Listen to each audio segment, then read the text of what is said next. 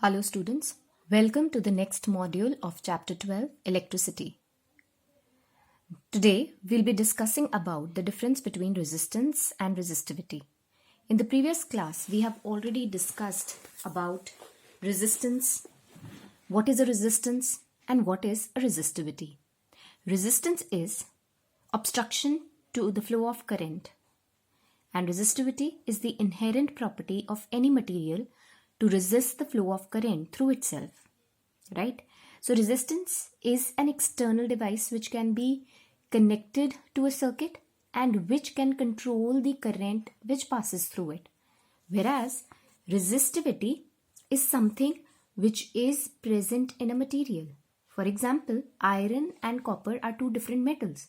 Both of them will have different resistivity. And why is that difference existing? Because of their respective natures, right? So that is an inherent property, a characteristic property of a particular material. Next point of difference between the two is resistance changes with length and area of cross section of a conductor. As we already know that R is proportional to L upon A. As the length increases, resistance will increase. As the area of cross section increases, resistance decreases. So R is proportional to L, R is inversely proportional to A. Also, the temperature conditions are somewhere responsible for the change, right? For changing the resistance or for changing the amount of current flowing through a circuit. Whereas resistivity remains constant for a material. No matter what, the value of resistivity for a particular material will always remain constant. It will never change depending upon any physical parameter, just as resistance. So, although resistance changes with change in the parameters of a conductor, but resistivity for a particular conductor, because of its material, will remain the same. Unit of resistance is ohm, as we have already defined, right? And for that, unit of resistivity is given by ohm meter, right? So we'll be just explaining that how is it ohm meter? How do we derive these we can say how do we derive these SI units, right? So you needn't have to memorize. We can just relate it with a formula. We already know that R is equal to rho L upon A, where rho is the resistivity, right?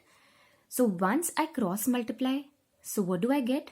RA upon L is equal to rho. How? See, when I cross multiply this, what do I get? RA is equal to rho L, or simply rho is equal to RA upon L. So we obtain this particular expression. Now the resistance, unit of resistance is ohm. If I take length in meters, its area of cross section would be meter square. Meter and meter square will cancel one time. So what are we left with? We are left with ohm meter. That's why we say that the resistivity, SI unit of resistivity is ohm meter. Another thing of importance here is, let's say I have a particular conductor. This is made up of iron, right? It is of length L and its area of cross section is A. Suppose I divide this particular conductor into two parts. Now this is, say, part 1 and this is part 2. Although the two parts would now look somewhat like this is part 1 and this is part 2. As we know that although the area of cross section of the two parts is the same, but what has changed is their length. Length now has become half for both. So as the length has decreased, what will happen? As the length has decreased, what will happen? Since resistance is directly proportional to L, decrease in length would lead to decrease in resistance. L decreased, so resistance will also decrease. And less resistance means more current will be passing through it, right? So we have seen that how the resistance differs, right, on reducing the length, whereas area of cross section has remained the same. Now what will happen to the resistivity? Even on cutting this iron block into two parts, the two parts that have been formed are made up of iron. So their resistivity has not changed because still both the pieces are of iron, and iron will show its own resistivity, right? So its resistivity, rho, remains constant. I hope it's clear the difference between the two. Very important concept from examination point of view, and you all must know it, right? Okay. So let us discuss the blue box questions now. Okay.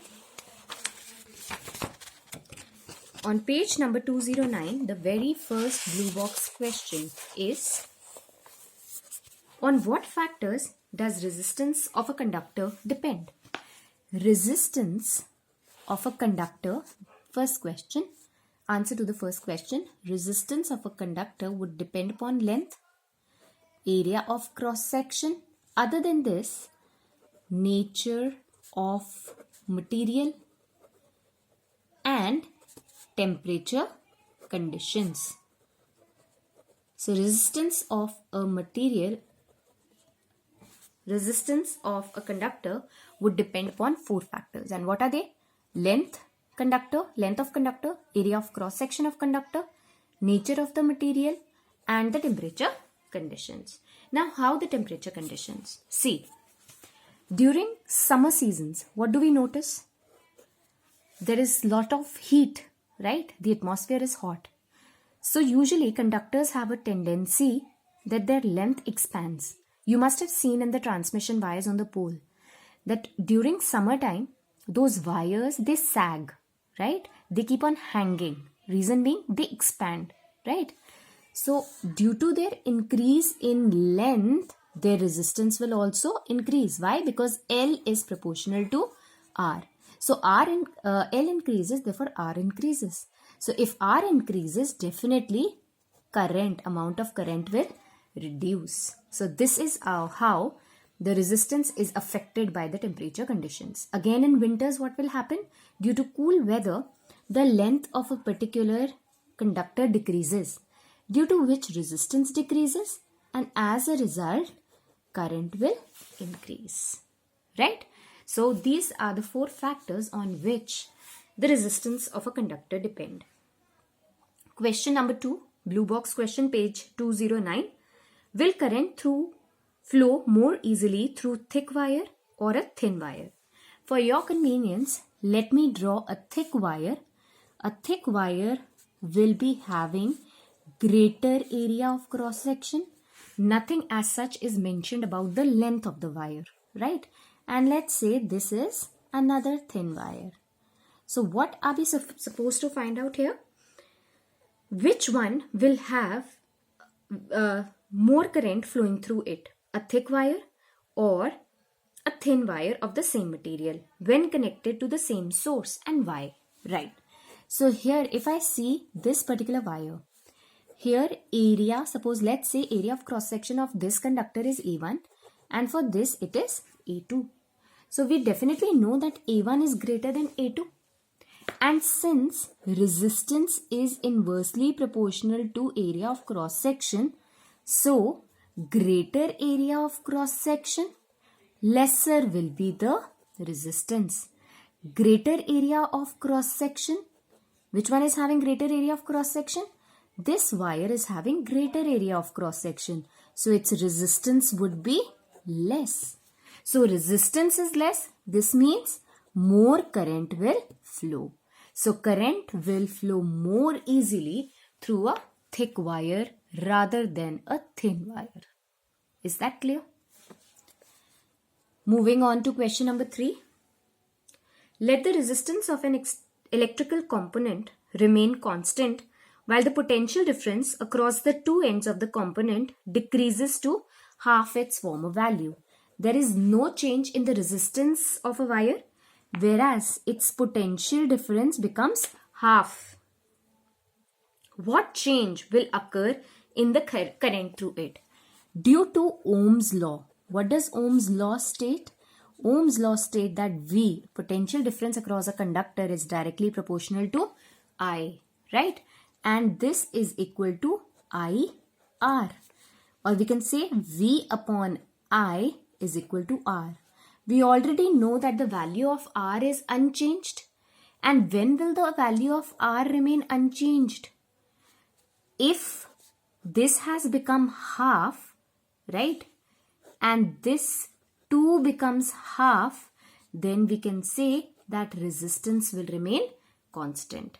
Or in other words, since V is proportional to I, so any change in the value of V will lead to a change in the value of I. So if this becomes half, this too will become half according to Ohm's law. I hope you're getting it. Alright. Moving on to question 4. Why are coils of electric toasters and electric irons made of an alloy rather than a pure metal? There are various number of reasons behind it. Alloys are basically preferred. Why are they preferred? Because of their low resistivity. Okay. They are resistant to corrosion. Okay. And they do not oxidize at high temperature. Let me correct it. Alloys have high resistivity. Metals have low resistivity. That's why current flows easily through them. But alloys have very high resistivity. And due to high resistivity, more heat is produced. Due to more heat, we have usually seen that, coils of toaster, they glow. They become red hot, right? So it's due to high resistivity of alloys. They are resistant to corrosion. And secondly, they do not oxidize at high temperature. Okay. Coming to question number 5. Using the data on page 12.2, which among iron and mercury is a better conductor? So coming to page 207, table 12.2. So as we can say that, out of iron and mercury, which one has better resistivity? Which one is having more resistivity? Obviously, it is mercury that is having more resistivity. And iron is having lesser resistivity. So which one will be a better conductor? The one which will have lesser resistivity will be a better conductor. Moving on to the next. Which material is the best conductor? In the table 12.2, which material is the best conductor? The one that is having the least resistivity. So the least resistivity is silver. And because silver is not that, extensively used because of its high price, we would say copper is a better conductor. But still, if we have to compare the two, it will be silver according to the table, which will be considered as a best conductor. Thank you. I hope you have understood these blue box questions. Please students, cover up these questions in your notebook or any rough notebook where you're taking down the notes. Thank you.